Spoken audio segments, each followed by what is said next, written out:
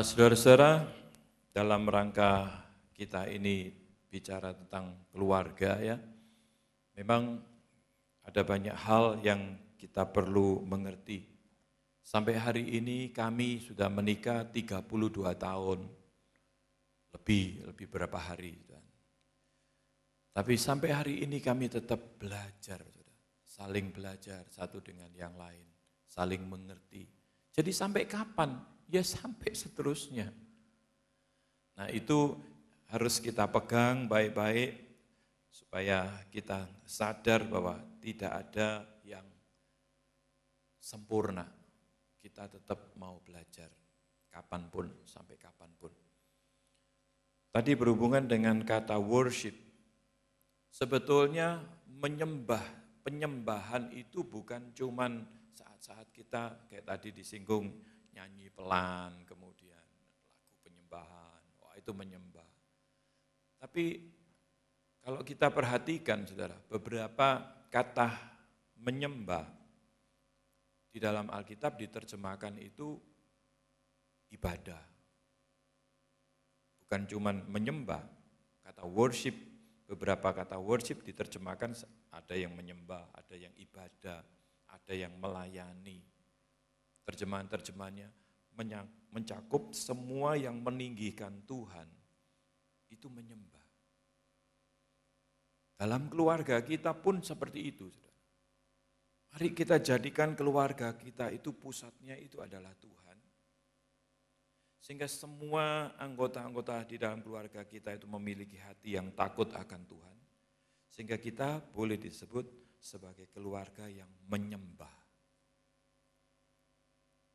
Tapi di dalam Alkitab diajarkan menyembah, Tuhan itu sedang mencari penyembah-penyembah yang menyembah Dia di dalam roh dan kebenaran. Bukan sekedar ritual gitu, tapi menyembah di dalam roh dan kebenaran. Bukan hidup sembarangan, tapi di dalam kebenaran. Apa kebenaran? Firman Tuhan. Firman Tuhan adalah kebenaran. Ya. Sore hari ini sebetulnya ada yang mau bersaksi. Kok saya belum lihat ya? Belum datang ya? Oh, belum datang. Nanti kita akan dengar kesaksian dari Bapak dan Ibu Daniel Agus. Karena belum datang, ya sekarang dibalik acaranya. Saya undang istri saya dulu bisa menyampaikan sesuatu.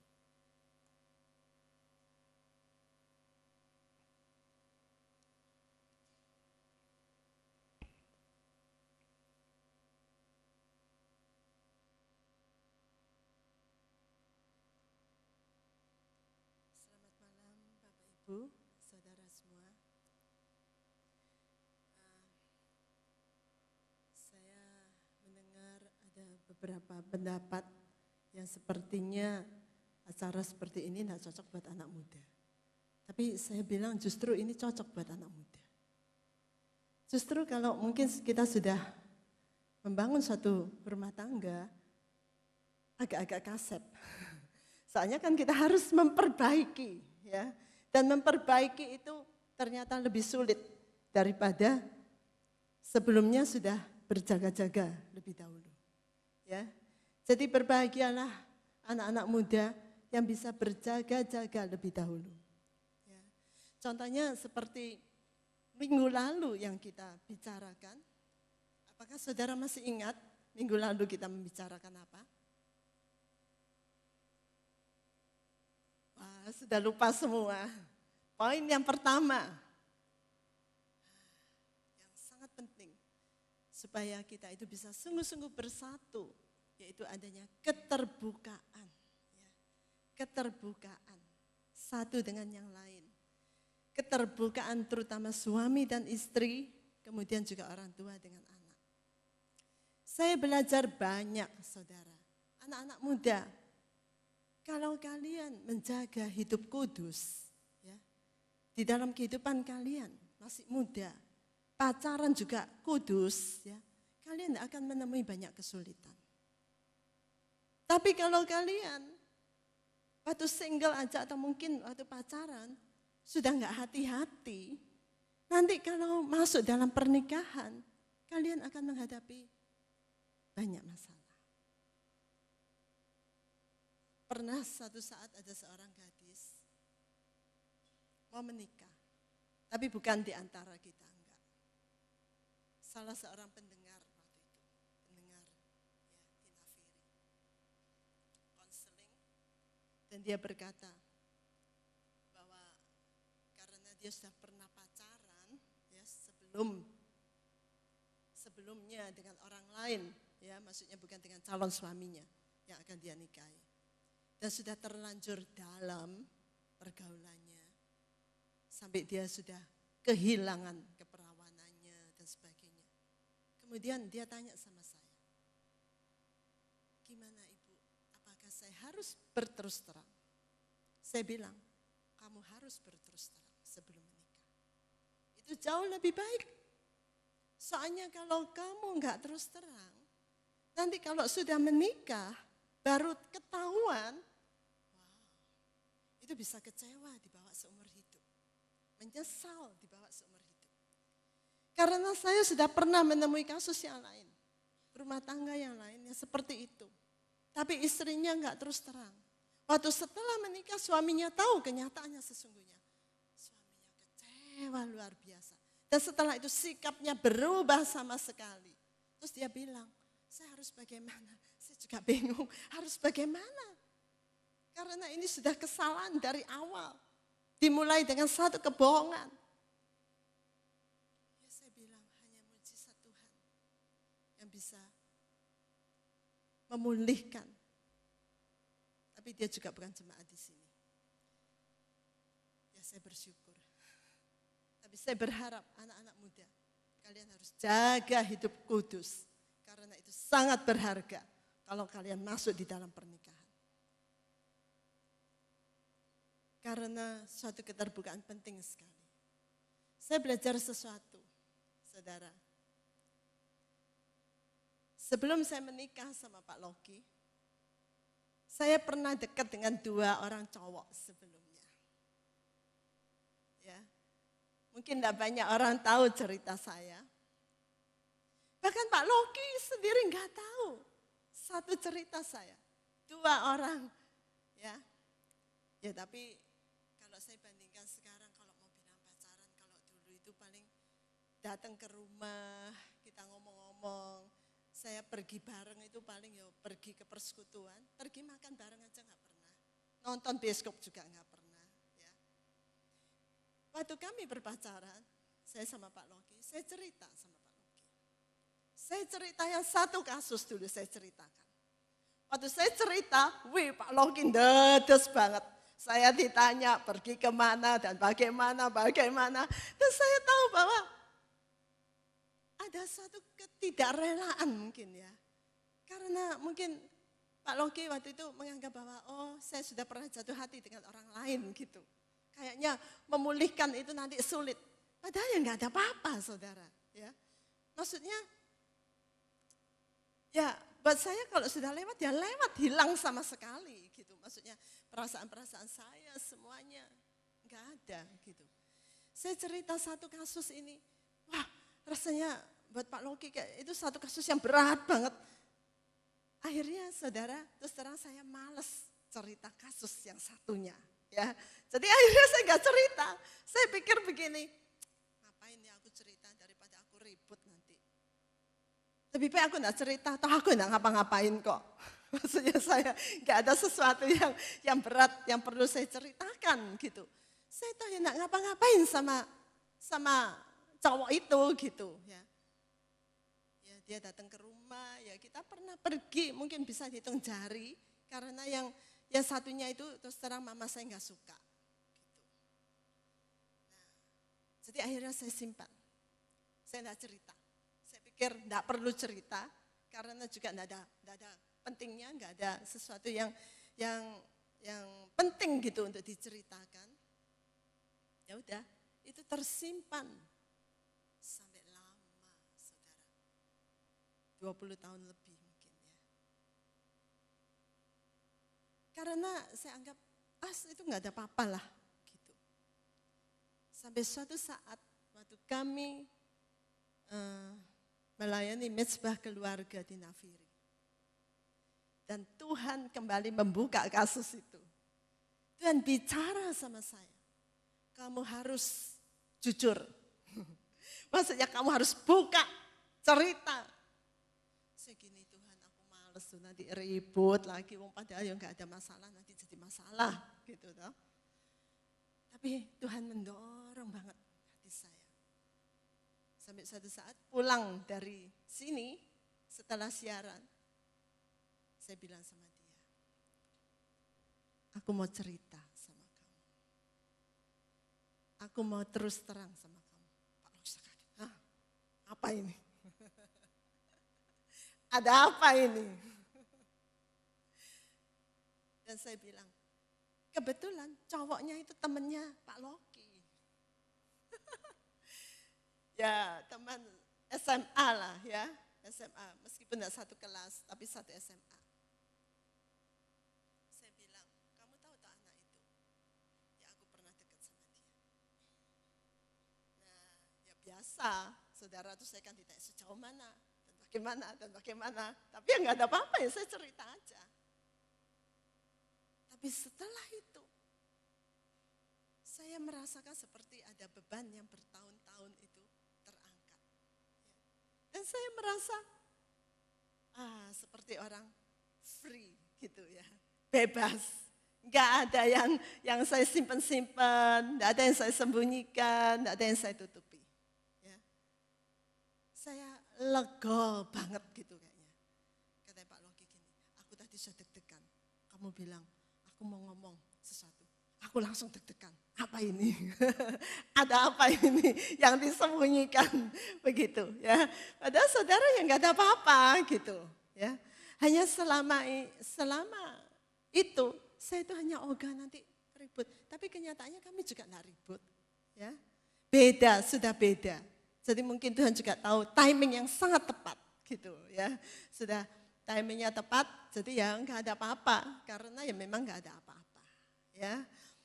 Tetapi kita bisa bayangkan kalau sesuatu yang memang ada apa-apa, nanti kalau harus dibuka, itu akan sakit. Karena itu untuk semua anak-anak muda yang ada di tempat ini, saya katakan kalian harus berhati-hati.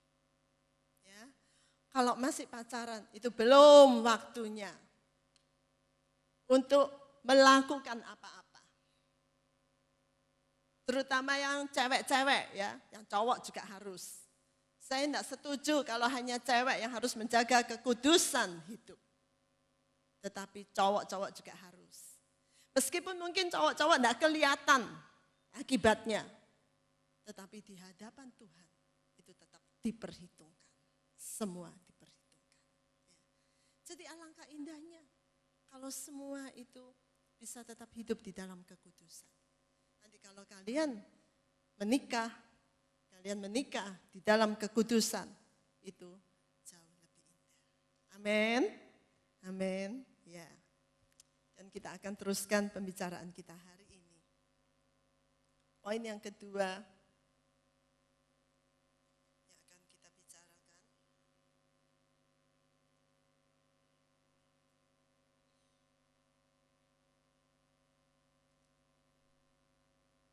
Poin yang kedua, yaitu saling menghargai. Ya, jadi yang pertama itu ada keterbukaan, ada komunikasi yang baik. Komunikasi yang baik itu saudara, kita tuh bisa ngomong dari hati ke hati. Ya, jadi enggak perlu, kadang-kadang saya juga heran itu, ada pasangan-pasangan yang nggak bisa ngomong. Ngomong. Saya sebetulnya tipenya orang juga nggak bisa langsung ngomong. Kalau ada masalah, saya nggak bisa langsung ngomong. Apalagi kalau lagi jengkel, lagi marah. Itu awalnya saya dulu tuh nggak bisa langsung ngomong.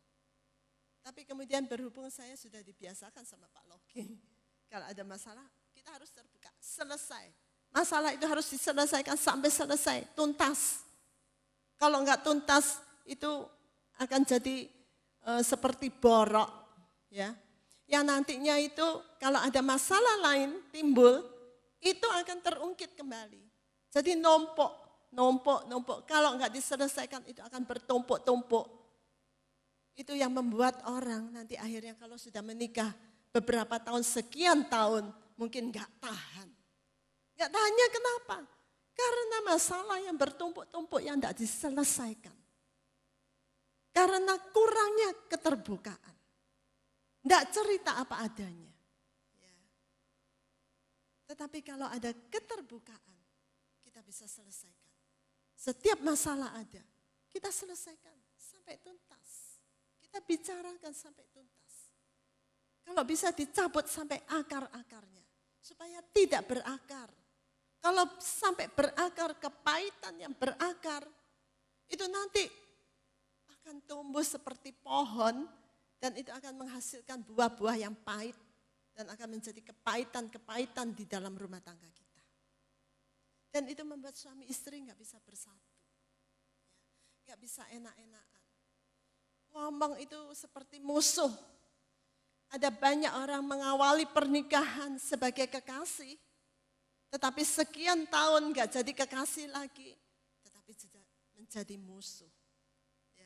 Itu salah satu sebab karena tidak ada keterbukaan itu tadi. Jadi penting sekali saudara, ada keterbukaan. Sekarang poin yang kedua, kita mau bicara tentang saling menghargai. Ayat dasarnya ya, saya ambil dari Filipi, surat Filipi, pasal yang kedua, mulai ayat yang ketiga.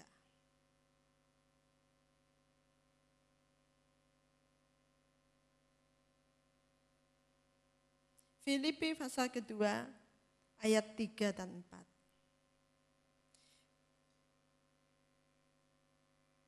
Bukan berdasarkan persaingan atau kemegahan kosong, melainkan dengan kerendahan hati, sambil yang seorang menganggap yang lain lebih tinggi daripada dirinya sendiri. Janganlah kamu masing-masing memperhatikan dirinya sendiri, tetapi masing-masing orang lain juga. Mungkin kalau terjemahan LAI lebih bagus ya.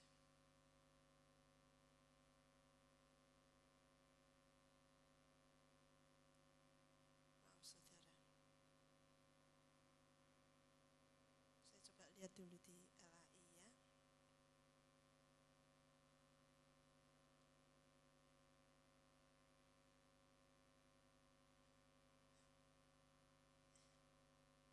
Mungkin ada yang sudah menemukan. Mau baca yang bawa LAI, terjemahan LAI. Pasal 2, mulai ayat yang ketiga. Oke.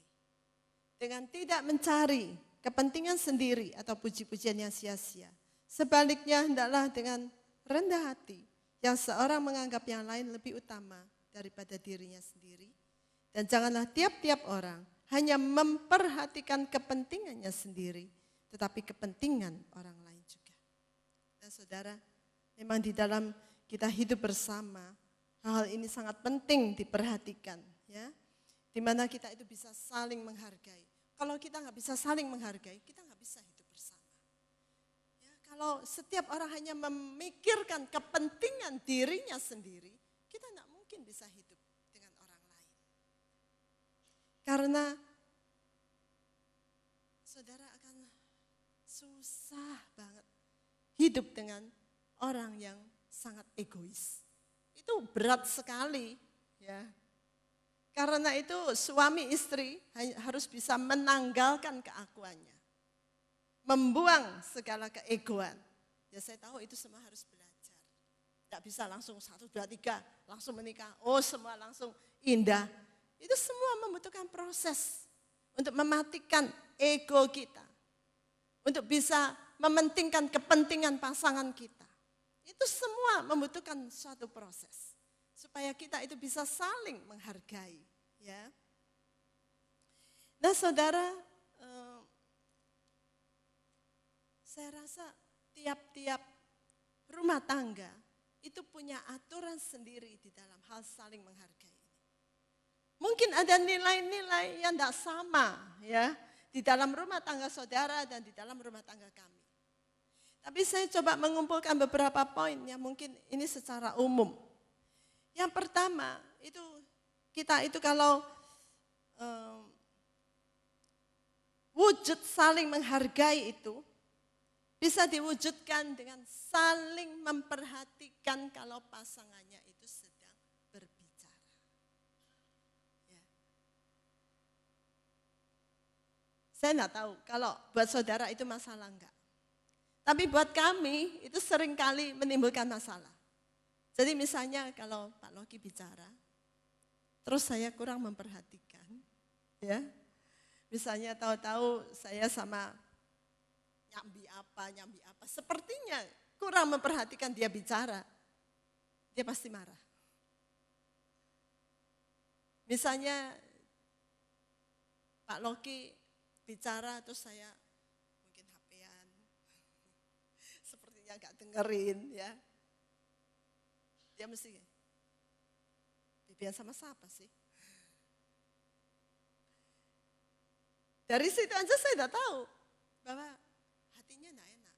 Tapi saya juga begitu. Saya juga ingin kalau saya ngomong diperhatikan, ya, diperhatikan.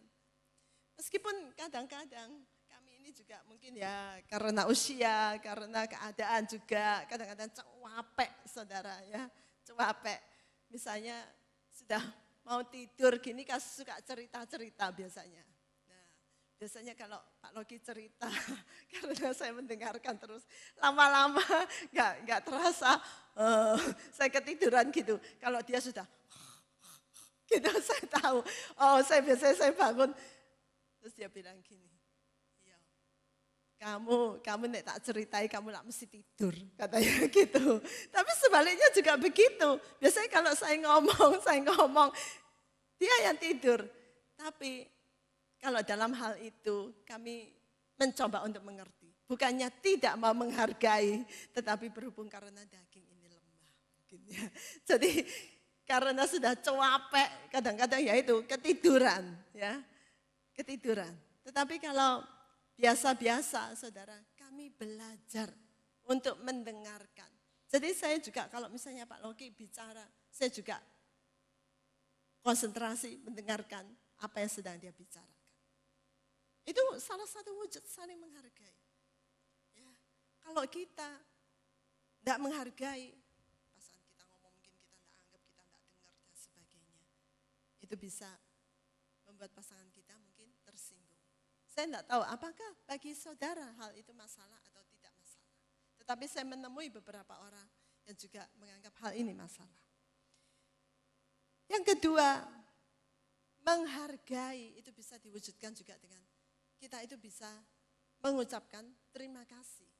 Kalau pasangan kita melakukan sesuatu buat kita, ya kita mengucapkan terima kasih. Thank you ya. Biasanya saya kalau misalnya bikinkan jus Pak Loki, biasanya kalau saya kasihkan, Pak Loki selalu bilang thank you ya. Saya juga belajar, saudara. Misalnya saya sedang sibuk apa Pak Loki bantu saya juga belajar untuk bilang thank you ya. Nah saudara itu menunjukkan juga bahwa kita menghargai apa yang dia kerjakan ya buat kita. Bukannya saling mengkritik ya, saling mengecam, misalnya melakukan apa aja, kita mesti menemui kesalahannya. Dan saya sering, kita mungkin bilang, kurang ini, kurang itu. Kenapa sih kok enggak dibeginikan? Kenapa kok enggak dibegitukan? Ya. Nah saudara, meskipun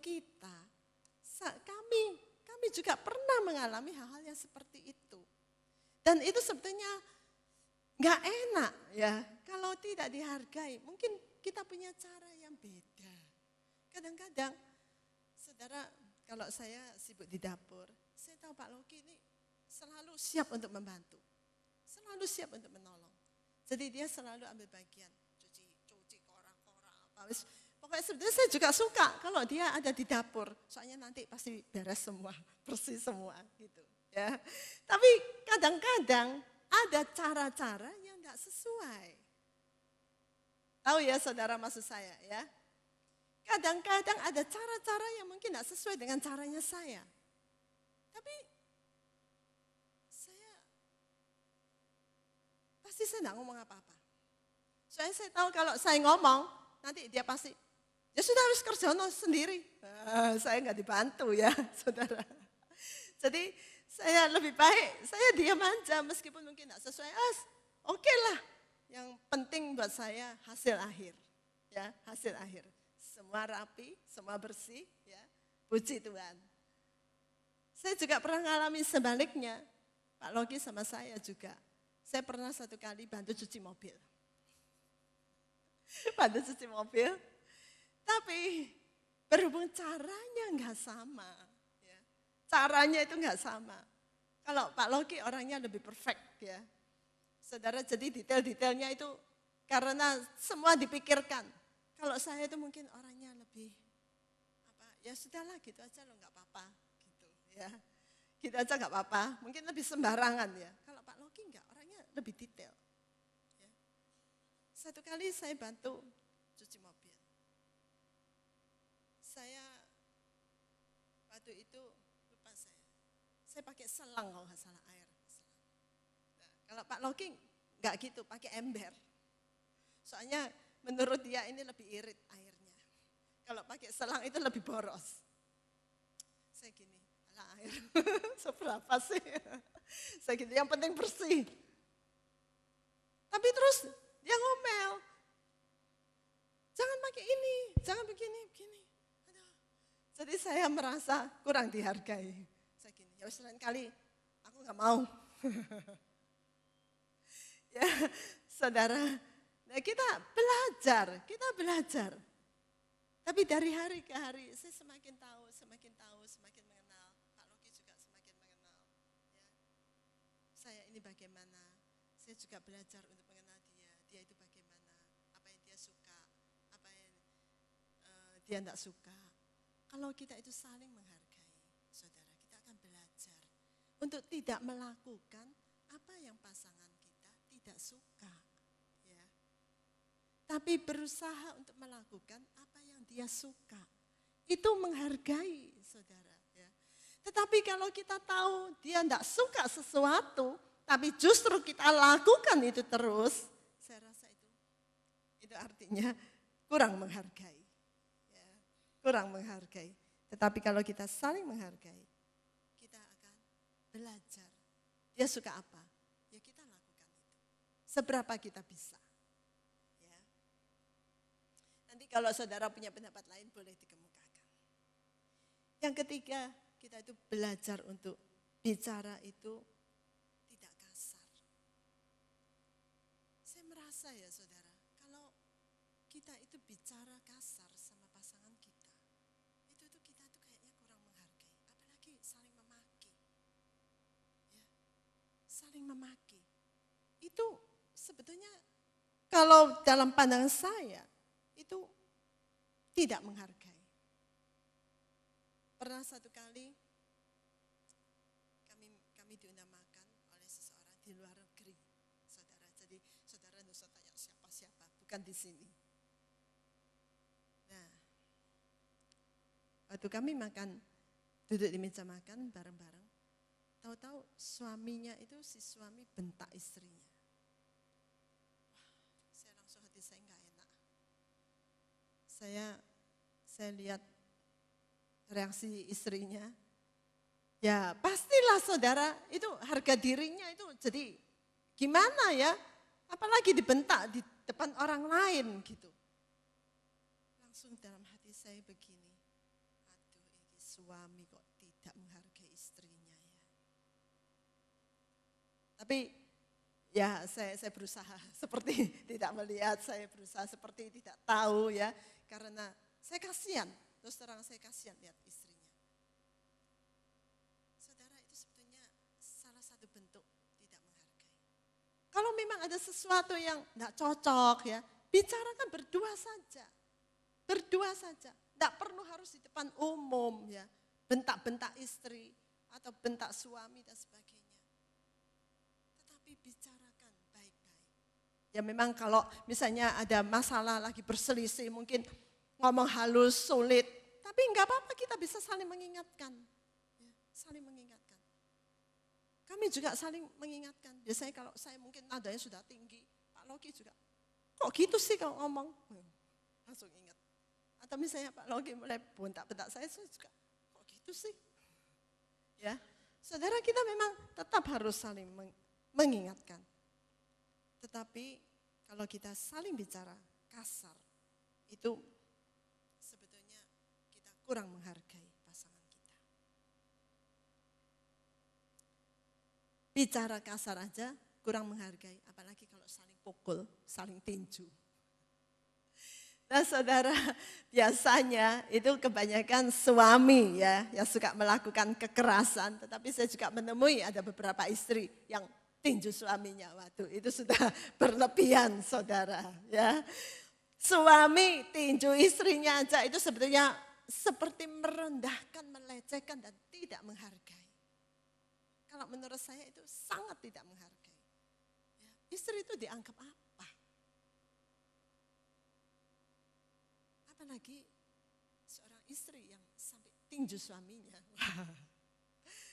Nah saudara, saya berharap yang suka tinju-tinjuan itu bisa bertobat. Ya. Jangan tinju-tinjuan lagi. Itu tidak menghargai. Itu artinya kita tidak menghargai pasangan kita.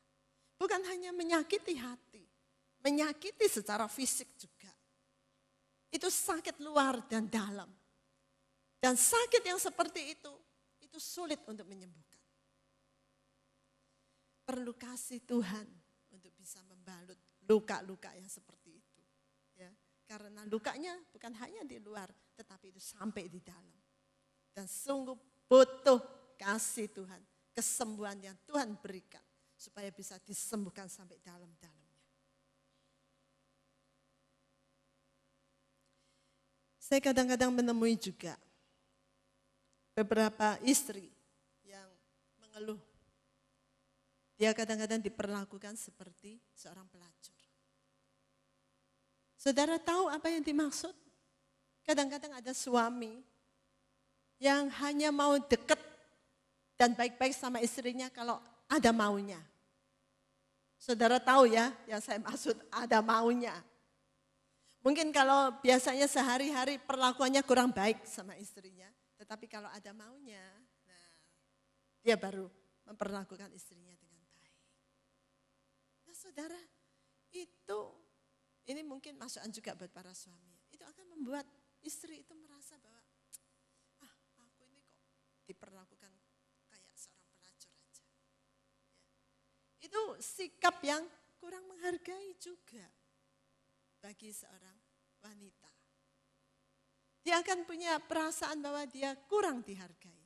Karena suaminya itu hanya baik-baik sama dia kalau ada maunya itu tadi. Kalau enggak, mungkin dibentak-bentak, ya, mungkin diperlakukan sebagai pembantu saja. Itu sebetulnya saudara itu kurang menghargai ya, sikap-sikap yang seperti itu. Atau sebaliknya, istri yang memperlakukan suaminya seperti jadi disuruh ini, suruh itu, misalnya begitu. Loh, enggak apa-apa saudara, minta tolong enggak apa-apa. Mungkin dari sikap kita minta tolong, itu kadang-kadang juga suami bisa punya perasaan, aku kok dianggap kayak pembantu aja. Ya, jadi perlu sekali dari sikap kita. Termasuk juga memperhatikan kebutuhan pasangan. Misalnya kalau pasangan kita sakit, ya, bagaimana sikap kita? Apakah kita merawat dia? Apakah kita memperhatikan dia? Apakah kita bawa dia ke dokter? Ya, atau kita, biarno yang ngerepoti tok ae. Ya, saudara. Saya ingat ada seorang suami pernah ngomong begini. Waktu istrinya sakit, dia bilang begini, pegel aku. Sakit-sakit terus. Setiap hari kok masuk angin. Padahal dia enggak tahu kalau istrinya hamil. Katanya, kudu tak uncal lo aja ke rumah sakit gitu. Loh, saya bilang, loh gimana sih? Nggak boleh begitu ya. Itu bukan sikap yang menghargai seperti itu. Kalau pasangan kita sakit, kita juga harus memperhatikan. Kalau istri melahirkan, seharusnya suami wajib menunggu. Ada beberapa suami yang waktu istrinya melahirkan malah ditinggal pergi, nggak ditunggu. Saudara, padahal itu anak ya, anaknya dia loh. Istrinya bergumul sendiri. Saudara, melahirkan itu bergumul, berjuang melawan maut. Ya Pak Sun ya, betul ya. Berjuang. Jadi saya sebenarnya setuju sekali kalau suami mendampingi istri pada waktu istrinya melahirkan. Ya, kalau diwajibkan itu bagus. Tapi saya tidak tega juga sama Pak Loki dulu. Saya Pak Loki gak tahan juga kalau lihat darah dan semuanya. Tapi Pak Loki tunggu di depan. Ya, tunggu di depan. Dan meskipun saya tahu saya ada di dalam kamar bersalin, saya tahu bahwa dia tunggu saya di depan. Ya. Dan pasti berdoa dan ikut bergumul, ikut memikirkan. Ya. Saya tahu bahwa saya tidak sendiri. Itu berarti banget itu.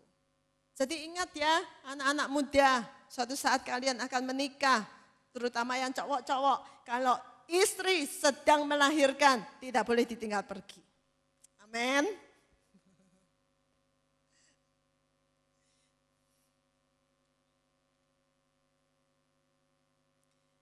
Ya, saudara, demikian juga para istri. Seharusnya lah kita itu memperhatikan juga kebutuhan suami. Saya pernah mendengar seorang suami yang akhirnya memutuskan untuk meninggalkan istrinya. Kenapa? Karena istrinya tidak pernah perhatikan dia. Tidak pernah dimasakkan. Cuci-cuci baju disuruh cuci sendiri. Saudara, setrika baju suruh setrika sendiri. Saya bilang, oh ya layak aja. Akhirnya ya dia bilang sama Pak Loki, dia bilang, ya buat aku sih. Ada dia, tidak ada dia, sama aja. Ya, saudara. Tapi kalau kita menghargai pasangan kita, kita akan memperhatikan apa yang dia butuhkan.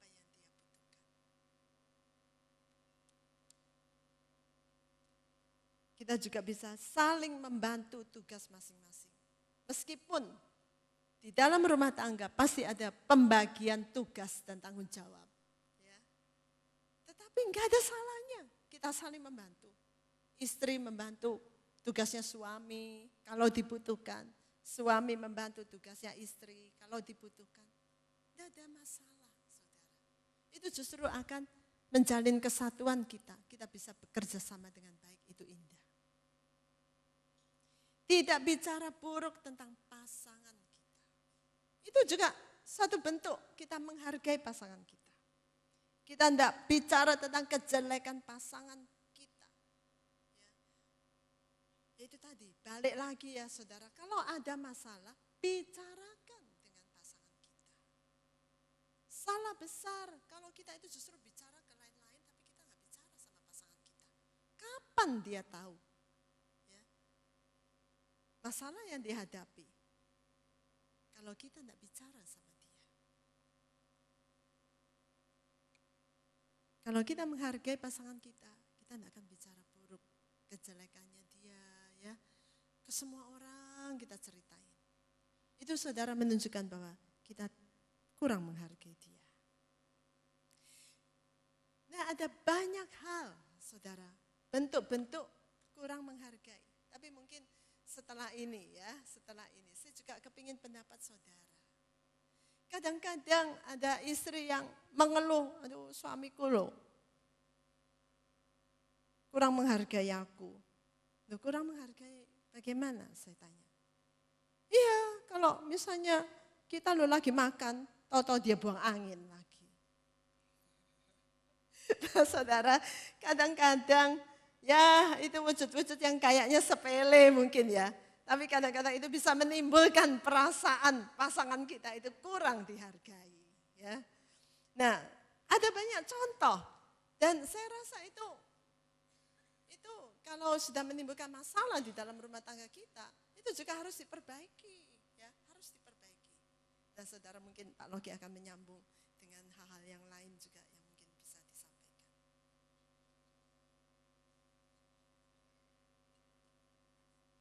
Ya, katanya Pak Logi kalau Ibu Boni dan Pak Daniel datang, mungkin bisa menyampaikan kesaksian dulu.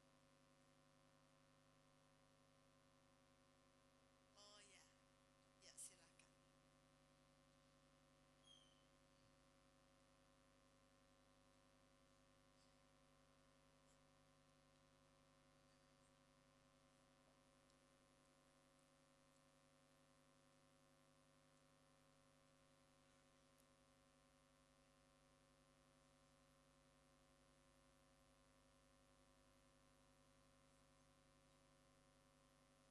Ya, selamat malam Bapak Ibu.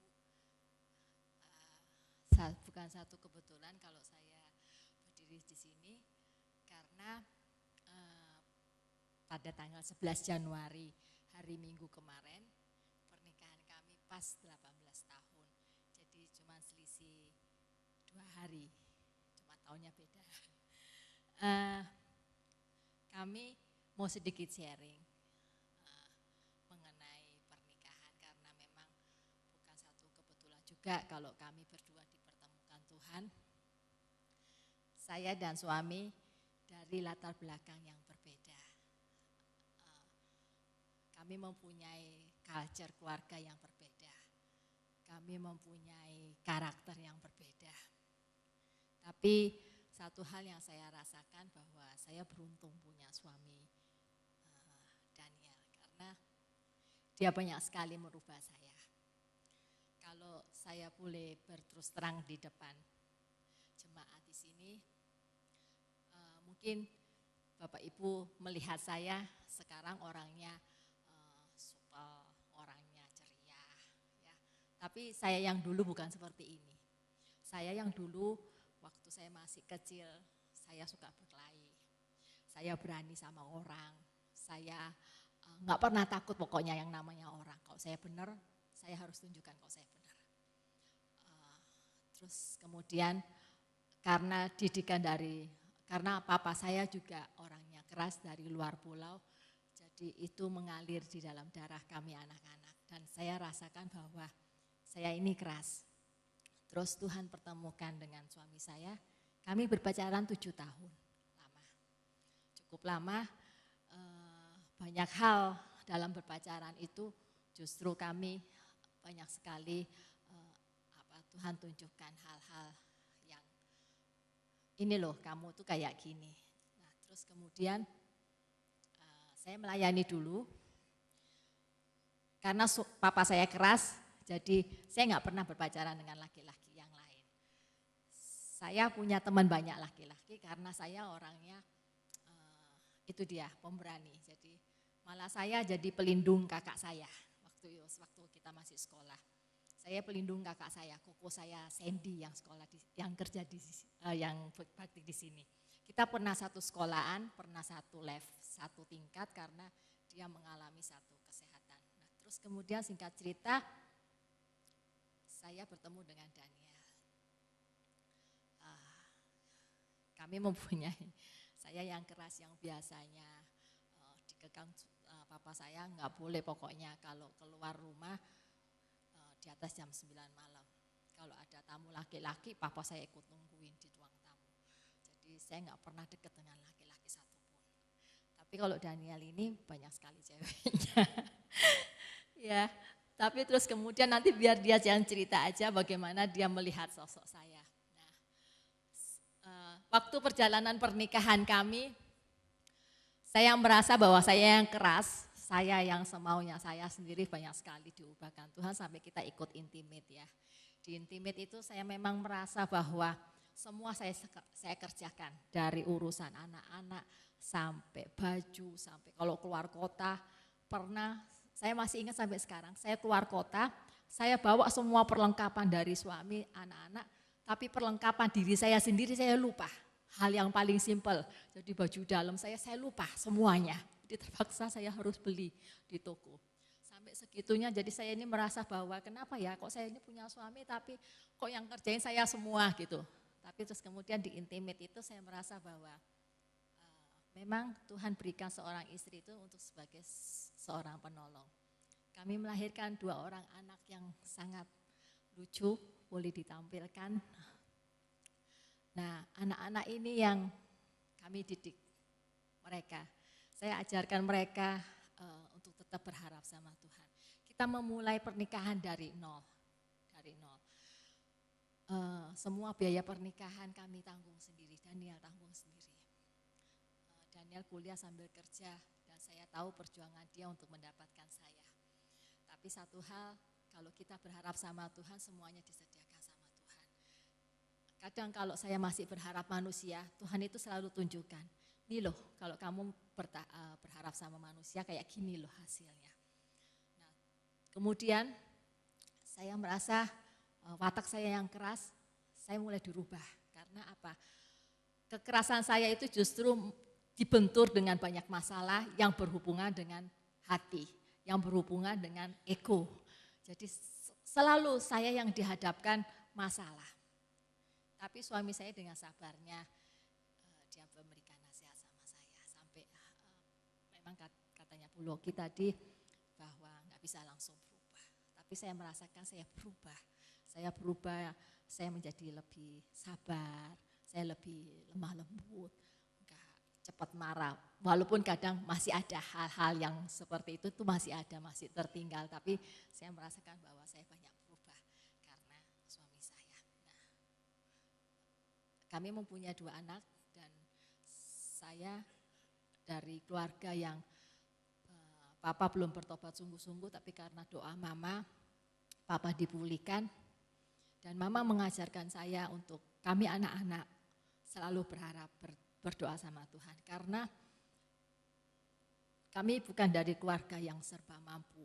Kami keluarga dari yang sederhana, tapi mama mengajar kepada kami untuk kami berharap sungguh-sungguh sama Tuhan. Jadi ada apa-apa kami selalu berdoa sama Tuhan. Kalau saya perlu apa-apa, saya masih ingat saya selalu berdoa sama Tuhan. Dan itu yang saya ajarkan kepada anak-anak. Kalau kamu perlu apa-apa, mama nggak punya uang. Kamu tahan, kamu berdoa. Sampai hal yang paling simpel, kami kepengen punya sebuah rumah. Dan anak saya bilang, mama aku pengen satu rumah yang kamarku, kamar sendiri. Kamarku aku mau hias apa aja, pokoknya aku mau punya kamar yang sendiri-sendiri. Saya ajarkan anak-anak untuk tetap berharap sama Tuhan.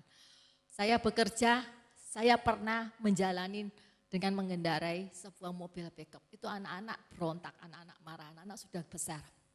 Tapi saya bilang, kamu jangan melihat orang yang di atas. Sekali-sekali kamu harus melihat yang di bawah. Kamu harus bersyukur dengan mobil seperti ini masih ada yang masih naik sepeda motor. Masih ada yang masih naik mikrolet. Dari situ saya ajarkan anak-anak untuk tetap berdoa dan berharap sama Tuhan. Dan puji Tuhan, saya merasa bahwa pernikahan kami ini hanya satu diajarkan oleh Tuhan bahwa kami memang punya egois. Kadang-kala saya juga merasa saya nggak punya salah kok, kenapa saya harus ngalah, kenapa saya harus bilang say sorry gitu sama dia, wongan dia yang salah, seperti itu.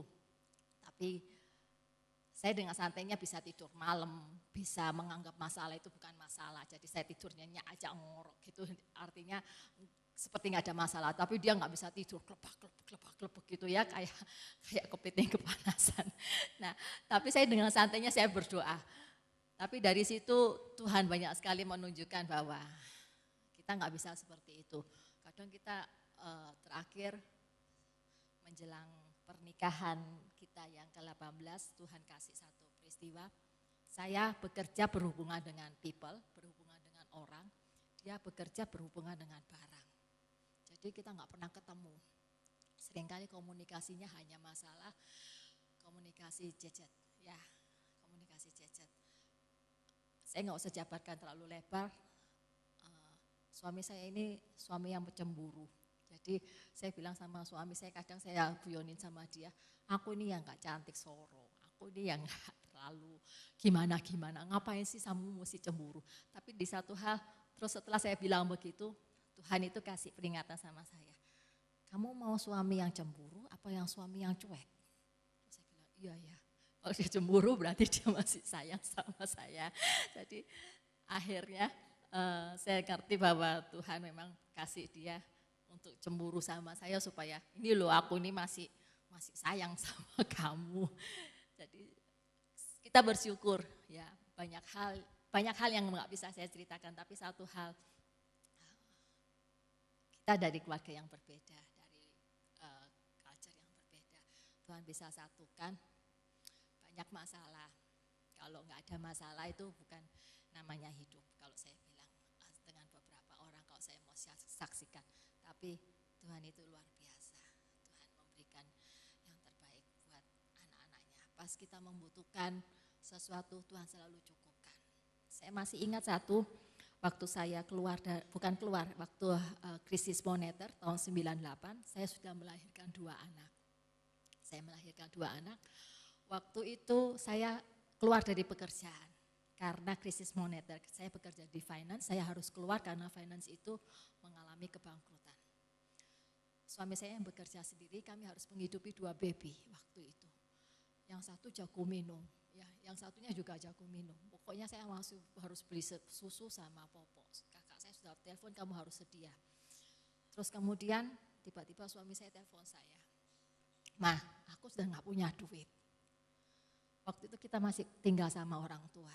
Saya bilang, "Kamu nggak bisa pinjam?" "Nggak bisa, aku nggak ada duit. Nggak enak mau pinjam siapa." "Terus kamu pinjam mau mama," katanya suami saya. "Kamu pinjam mau mama, kamu tuh enak aja wis ditumpang nih di rumah kok masih mau pinjam mama, kan nggak enak," saya bilang gitu. Terus gimana? "Aku nggak punya uang mau beli susu sama popoknya anak-anak." "Ya wis lah, nanti ayah dibicarain." Saya masih ingat itu kejadian lama sekali, saya sudah enggak bekerja ya. Terus dia tutup telepon, saya enggak ngapa-ngapain. Tapi di situ saya lihat bahwa Tuhan itu Tuhan yang hidup. Dan kejadian ini enggak pernah saya lupakan. Karena saya tahu dia selalu peduli sekecil apapun kebutuhan kita. Enggak sampai 1 jam, enggak sampai setengah jam. Mungkin cuma hitungan beberapa menit, dia telepon lagi sama saya. "Mah, puji Tuhan, aku dapat transferan duit dari Jakarta. Seharusnya bonus itu enggak datang di pertengahan tahun, bonus itu datangnya di akhir tahun. Tapi tiba-tiba enggak tahu kenapa, aku ditelepon sama bank, hanya cross check, Bapak benar namanya ini, dapat transfer dari PT ini, sejumlah sekian." Dan tahu saudara-saudara, nilai uang waktu itu sangat besar sekali di tahun 98. Dia bisa terima 20 juta hanya untuk komisi. Dan itu sangat mencukupkan buat kami. Dan sejak itu saya mulai berharap sama Tuhan. Saya mulai masuk pekerjaan, apapun pekerjaan itu yang ditawarkan sama saya selalu jalani. Tuhan cukupkan semuanya. Tuhan beri pas tepat pada waktunya. Karena saya tahu kalau kita sungguh-sungguh sama Tuhan, Tuhan selalu sediakan. Mungkin itu sedikit, suami saya mau nambahkan. Puji Tuhan, kalau malam ini saya diberi kesempatan oleh Bapak dan Ibu Gembala untuk sharing, terus terang saya nggak siap. Tadi pagi di BB sama istri saya, nanti kamu sharing loh.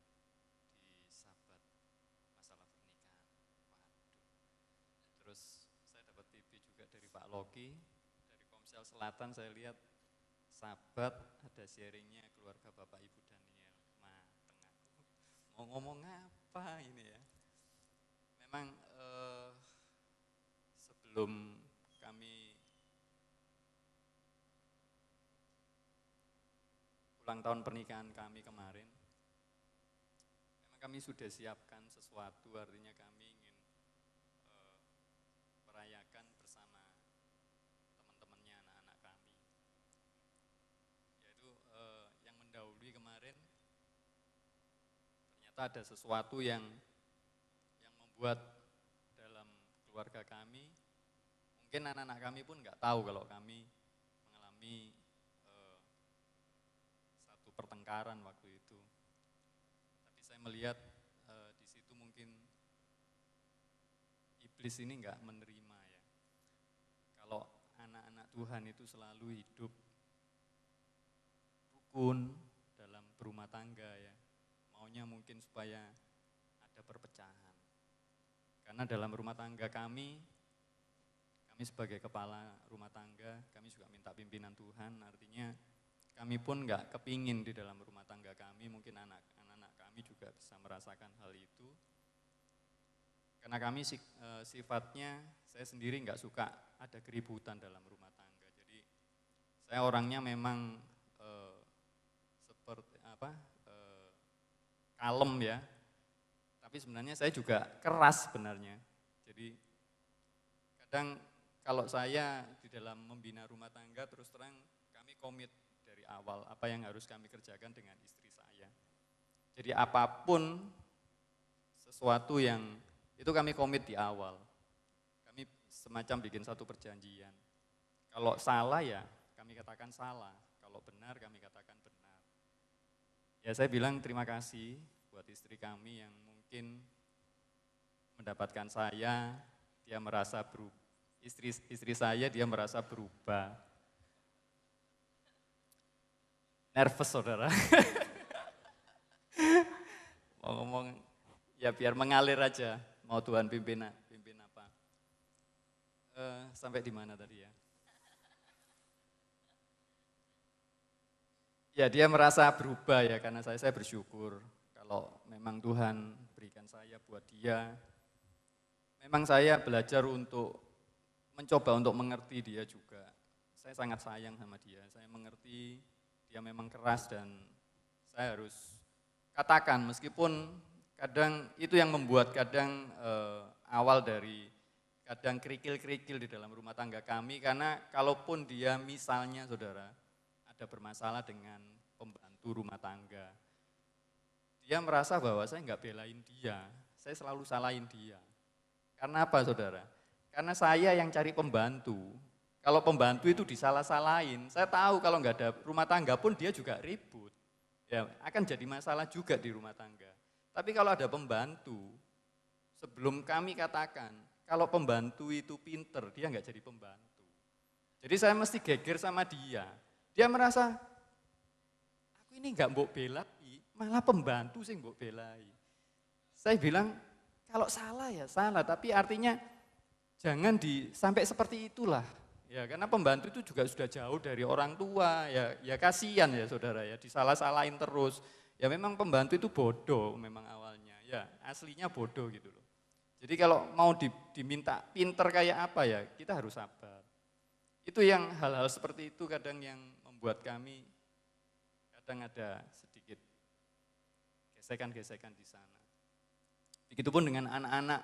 Kalau ada sesuatu yang enggak benar, saya keras saudara sama anak-anak. Cuman kalau sekarang anak-anak sudah beranjak remaja, sekarang saya bersyukur oleh pertolongan Tuhan juga karena mereka juga setia sama Tuhan itu karena juga kasih karunia Tuhan. Karena itu juga kerinduan kami. Sehingga anak-anak sudah besar-besar, jadi anak-anak yang manis-manis. Kami pun enggak selalu, sekarang cuman bahasanya bahasa kedipan mata mereka sudah tahu saudara. Kalau ada hal yang enggak berkenan di hati saya mereka tahu. Jadi hal-hal seperti itu.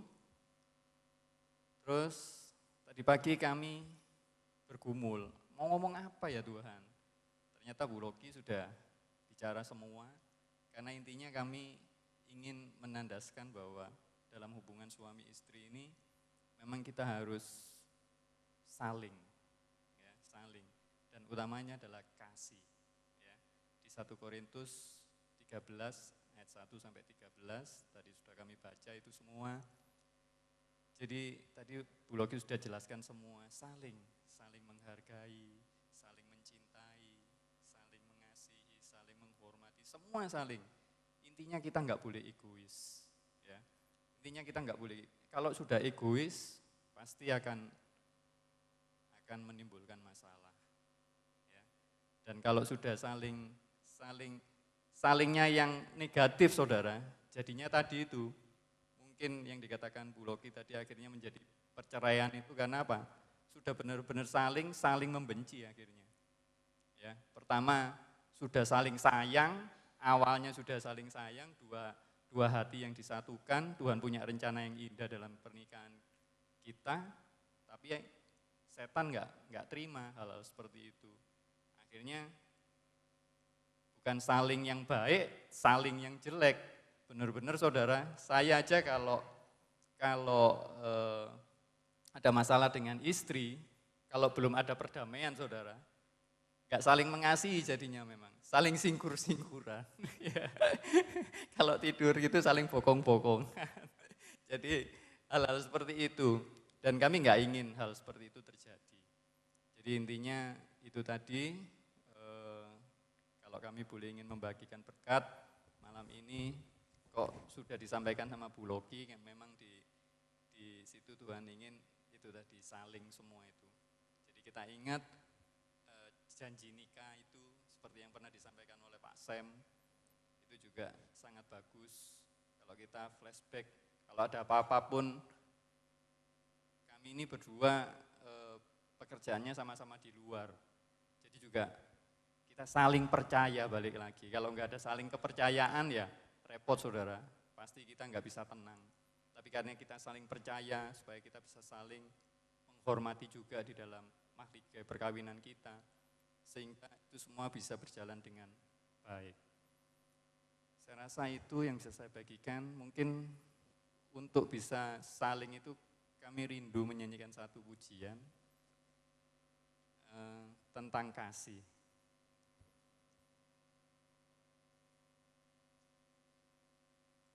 Kasih itu pasti lemah lembut, pujian ini mengatakan. Kasih itu pasti saling memaafkan. Kasih itu pasti saling murah hati. Karena kasih Tuhan itu kudus, tiada batasnya.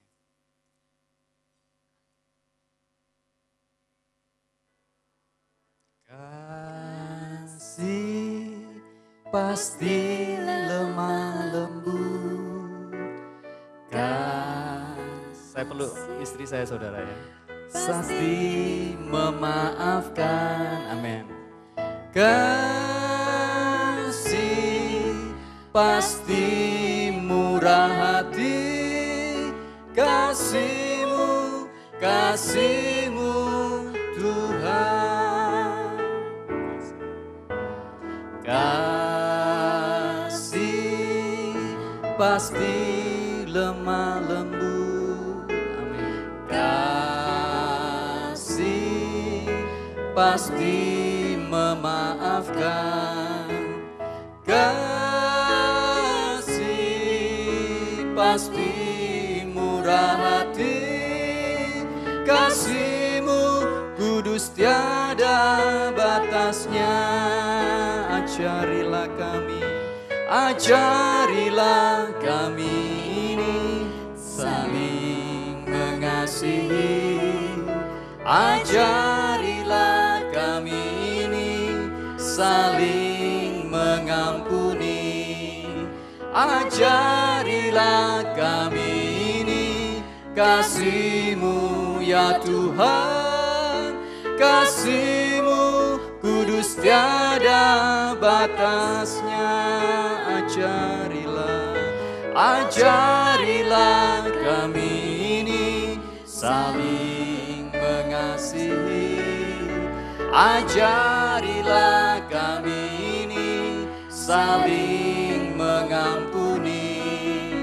Ajarilah kami ini kasih-Mu ya Tuhan.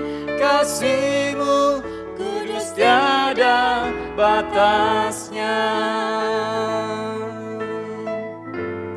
Ajarilah kami Tuhan. Ajarilah kami ini saling mengasihi.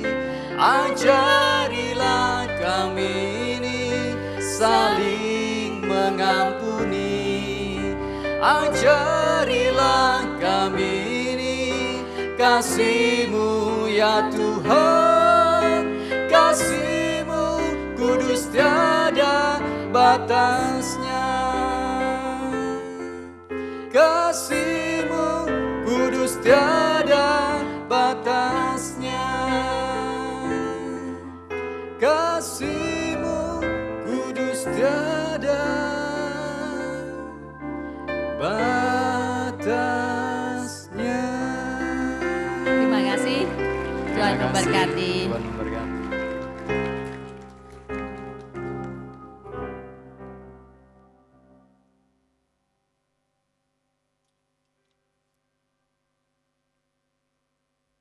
Saya sih berharap semua keluarga bisa mengalami kayak gitu ya, intervensi Tuhan. Saudara, bagaimana kita bisa saling menghargai satu dengan yang lain? Saya cuma diingatkan dari ayat yang luar biasa. Ayat-ayat tentang pernikahan itu seringkali saya selalu sharingkan di pemberkatan pernikahan, saudara. Makanya saya suruh istri saya dulu maju. Kalau enggak nanti bosen semua, sudah sering dengar. Tapi ini ayat yang luar biasa ya, dari 1 Petrus pasal 3. Bagaimana kita bisa saling menghargai antara suami dan istri. Bagaimana suami menghargai istri, bagaimana istri menghargai suami. Kalau kita enggak punya visi yang jauh ke depan, sulit loh saudara. Kita tahu teori banyak, tapi prakteknya sulit. Makanya ini yang harus kita tangkap. Intinya itu yang harus kita tangkap. Kita akan baca ya, mulai ayat yang kelima. 1 Petrus pasal 3 ayat yang kelima sampai ayat yang ketujuh. Sebab demikianlah caranya perempuan-perempuan kudus dahulu berdandan, yaitu perempuan-perempuan yang menaruh pengharapannya kepada Elohim, mereka tunduk kepada suaminya. Sama seperti Sarah taat atau tunduk kepada Abraham dan menamai dia tuannya. Dan kamu adalah anak-anaknya jika kamu berbuat baik dan tidak takut akan ancaman. Demikian juga kamu, hai suami-suami, hiduplah bijaksana dengan istrimu sebagai kaum yang lebih lemah. Hormatilah mereka sebagai teman pewaris dari kasih karunia, yaitu kehidupan, supaya doamu jangan terhalang. Saudara, yang pertama kita perhatikan bagaimana Sarah sebagai seorang istri menghargai Abraham sebagai suaminya. Dikatakan di sini sampai Sarah itu memanggil Abraham Tuan. Ini ya pasti menghargai dong. Berarti Sarah menempatkan dirinya sebagai pelayan. Bahasa Spanyolnya babu. Ini loh saudara.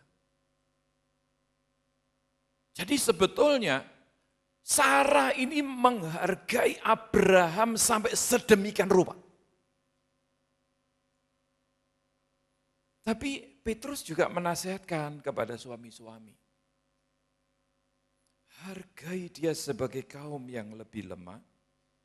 Hormatilah sebagai teman pewaris dari kasih karunia, yaitu kebenaran, supaya doa-doamu jangan terhalang. Para suami, kalau kita enggak punya satu visi yang jauh ke depan, yaitu kekekalan, sulit saudara bisa menghargai seorang istri. Tujuan kita itu harus jelas. Dan sejauh ini, saudara, sebagai gereja, sebagai institusi gereja, sebagai lembaga gereja, kita itu sebetulnya harus sadar. Tadi pagi istri saya bilang, seharusnya gereja itu kan membicarakan hal-hal yang bagaimana membawa jemaat Tuhan itu bisa mempunyai visi ke depan, yaitu surga. Saya jawab, gampang aja saudara. Gak banyak gereja yang punya visi. Tidak semua gereja punya visi. Ada yang, saya terpanggil, saya sudah mau melayani Tuhan, saya terbeban terhadap pekerjaan Tuhan. Loh, terbeban dengan pekerjaan Tuhan itu bukan visi. Terus menyerahkan diri untuk melayani Tuhan sepenuh waktu.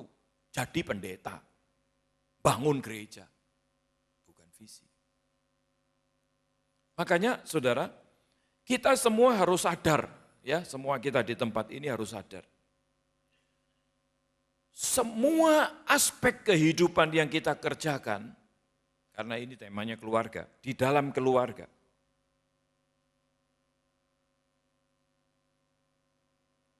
Proyeksikan semua itu kepada kekekalan.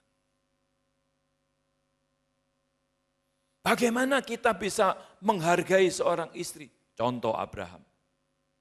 Hargai istri sebagai kaum yang lebih lemah. Memang secara fisik lebih lemah istri. Makanya saya kadang-kadang kalau lihat suami tidak gentleman, kalau dibiarkan istrinya tuh bawaan sampai meyek, suaminya biasa. Enggak gentleman itu, saudara. Secara fisik, istri ini memang lebih lemah.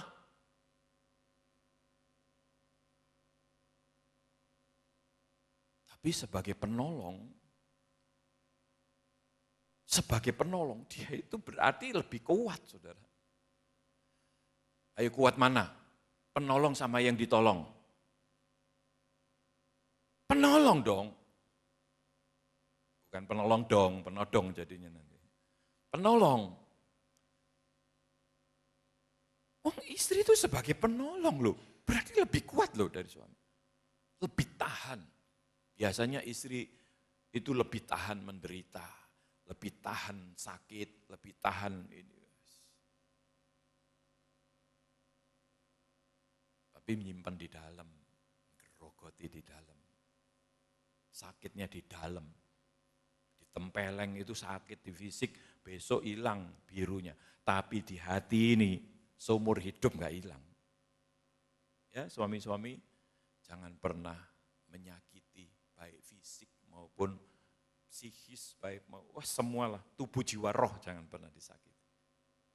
Saya terus terang saja saudara, kalau sama istri khususnya dan wanita pada umumnya, saya itu ya sadar sepenuhnya sebagai kaum yang lebih lemah kita harus betul-betul.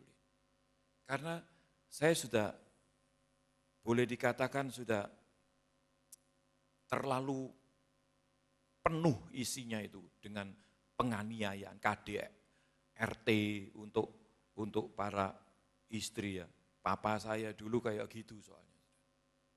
Sampai dulu waktu kecil, ya waktu kelas 6, kelas 5, mungkin kelas 4, masih SD gitu. Saya itu sudah punya dalam hati itu satu tekad. Saya sampai kapanpun tidak akan pernah mukul istri saya kalau saya nanti punya istri. Itu tekad saya sejak kecil. Karena kalau ngelihat papa saya mukuli mama saya, aduh.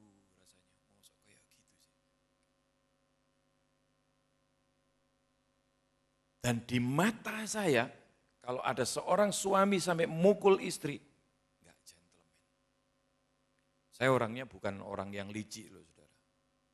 Mulai kecil itu tawuran, kalau tawuran bawa rantai, bawa apa. Kalau mau ribut, itu ribut sesama laki, itu gentleman menurut saya. Kalau kita beraninya sama wanita itu banci. Wanita dipukuli, ngapain? Beraninya sama wanita. Ini ada satu kecemburuan itu. Enggak gentleman. Makanya bagaimana kita bisa sebagai suami menghormati istri kita, menghargai istri kita. Ingat saudara, proyeksikan kekekalan tadi, kepada kekekalan tadi. Sebagai teman pewaris anugerah yaitu kebenaran, supaya doa-doamu jangan terhalang. Kenapa ada banyak suami-suami doanya enggak dijawab? Pasti inti masalahnya di sini. Kayak tadi, istri itu hanya kayak barang aja, kayak alat saja. Saya nggak ngomong pelacur terlalu vulgar, tapi saya ulangi pelacur juga.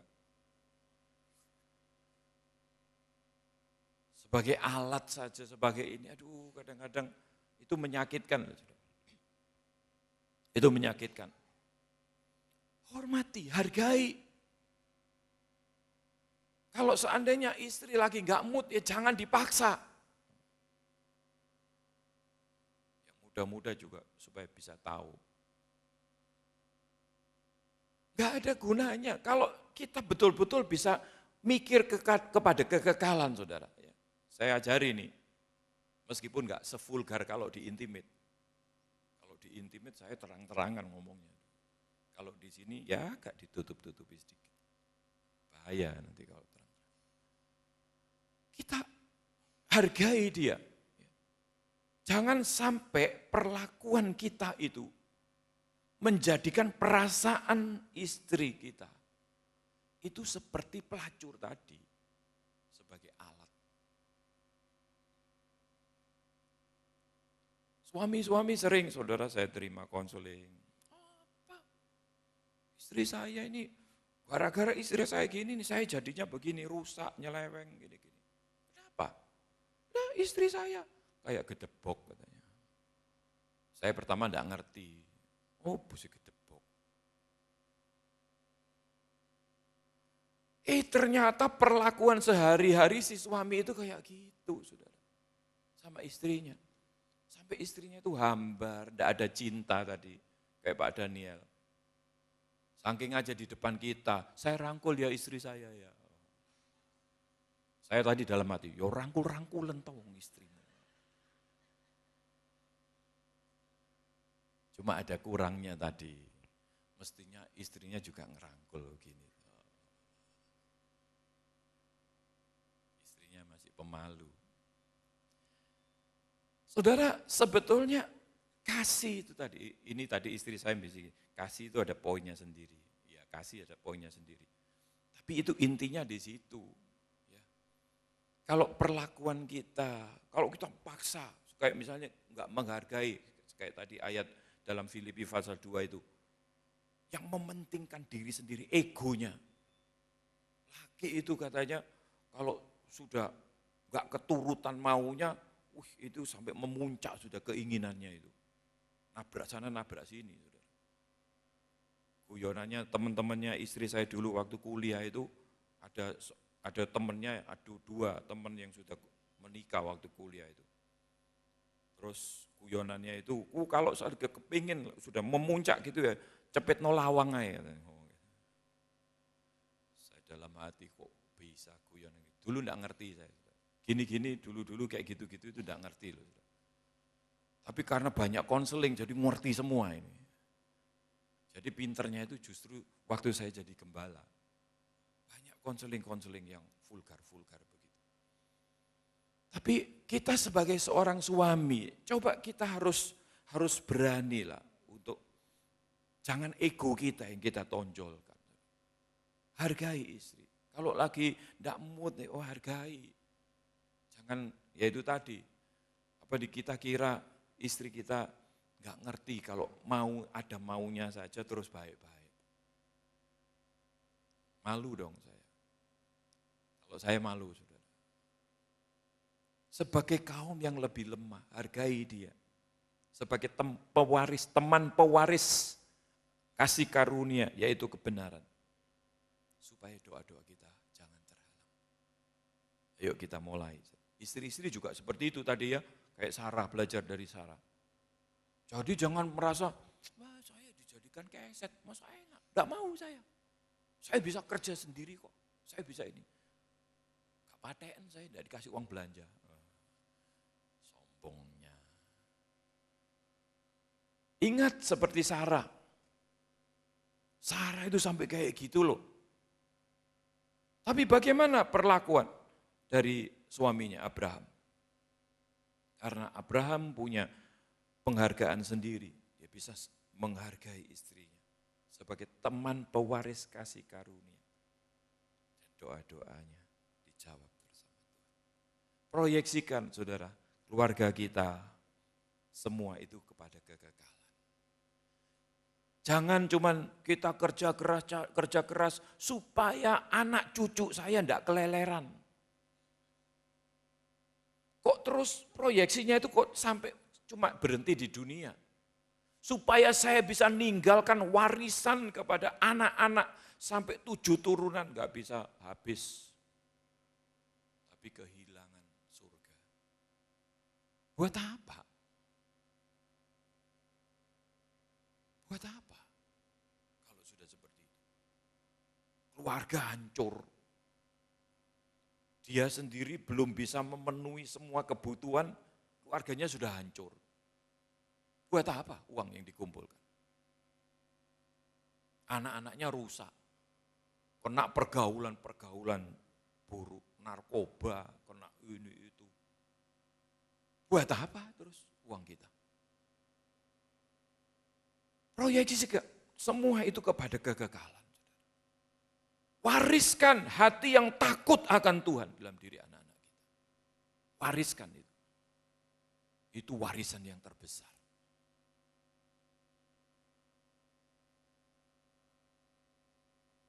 Kemudian kalau seandainya kita itu cuma proyeksinya kepada hal-hal dunia ini,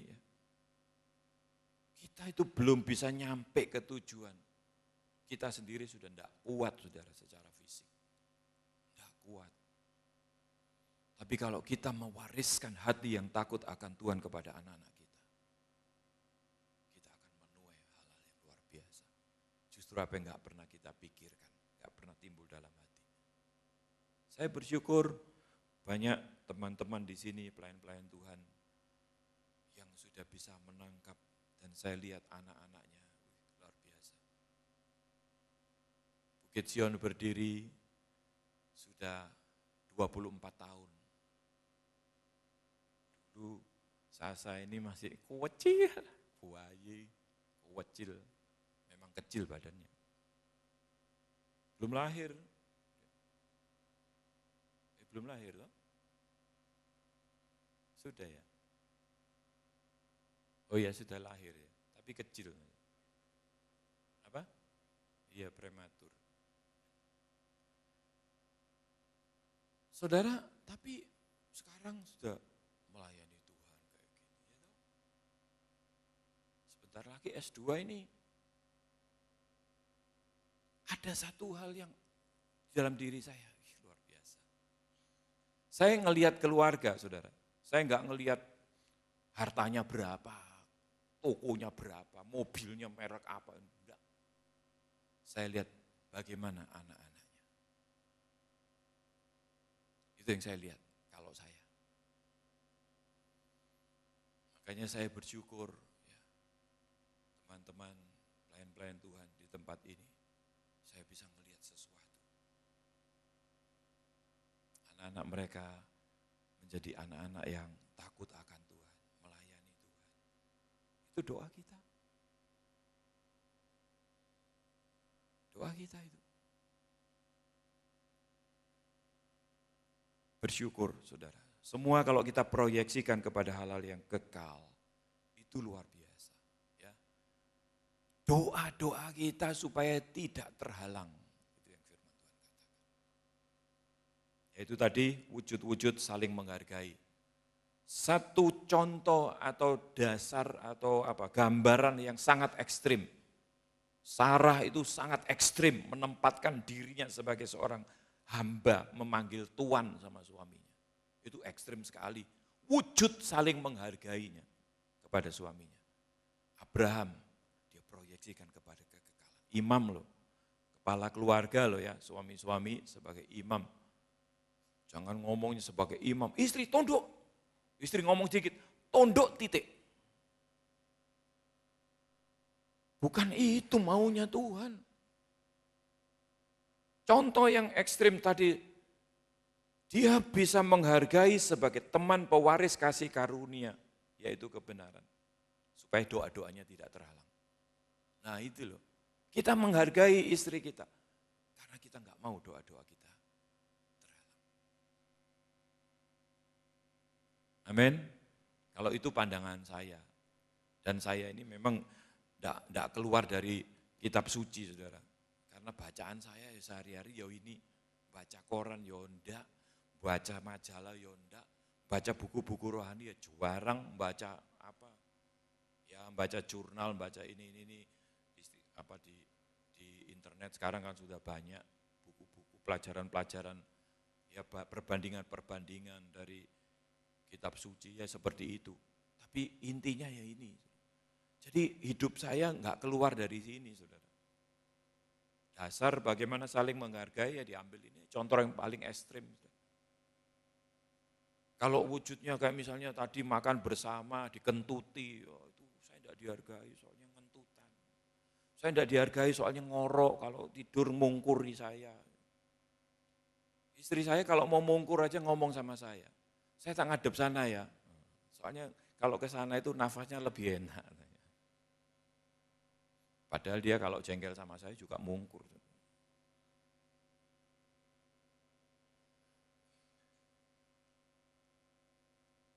Ya, seperti itu. Mungkin ada contoh-contoh lainnya, wujud saling menghargai ya dari bapak-bapak dan ibu-ibu, mau memberikan contoh-contoh atau ditunjuk aja. Saya itu nggak biasa nunjuk-nunjuk. Kalau biasa nunjuk-nunjuk itu istri saya biasanya. Sudah habis waktunya. Sudah habis waktunya.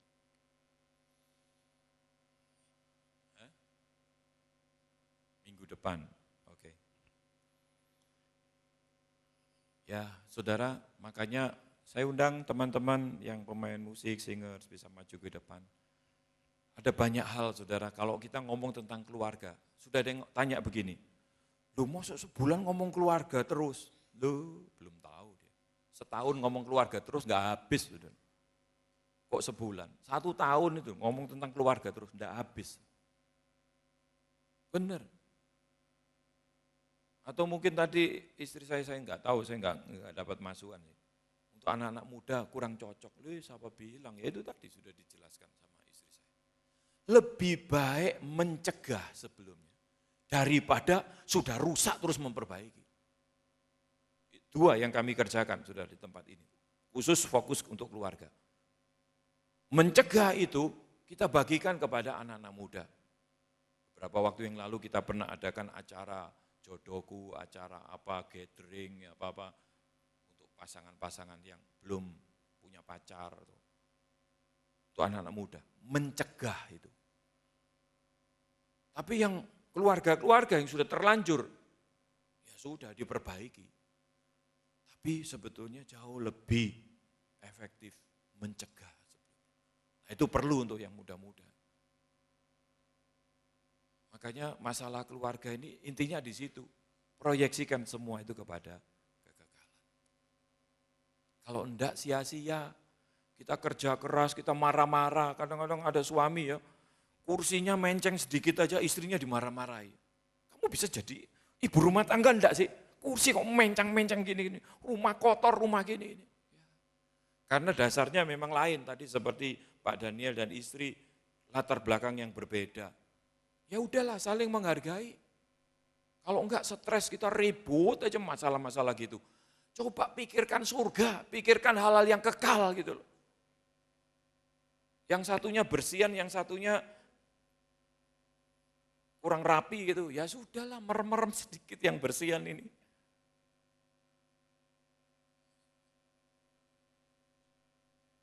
Kenapa kami tidak pernah menerima tamu di rumah kami? Karena rumah kami itu penuh dengan macam-macam ini. Gak punya waktu.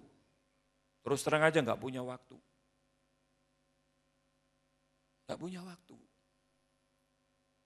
Ya sudahlah rumah, nanti rumah di sorga aja yang rapi.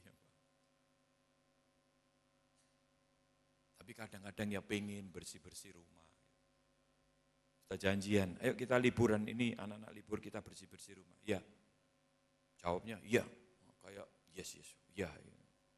Begitu sampai liburannya nggak pernah libur itu, nggak pernah libur, semua pada libur. Makanya teman-teman di sini, nanti ini akhir tahun libur ini, ya yang mau libur, yang enggak ini. Saya enggak pernah libur, Tanggal 2 Januari itu masih ngecor tuh di asrama Mazmur Musik itu di Wiguna. Jadi tanggal 1, tanggal 31-nya saya masih ngecek besi beton. Enggak libur. Tanggal 2-nya ngecor. Kalau enggak dikontrol gimana kalau ambruk? Saudara, enggak pernah libur, jadi ya rumah gitu. Kalau ada yang konseling, saya mau ke rumah, udahlah kita ke gereja aja. Di kantor gereja aja. Rumahnya kayak Beku Pondoro. Ayo kita sama-sama berdiri. Saudara.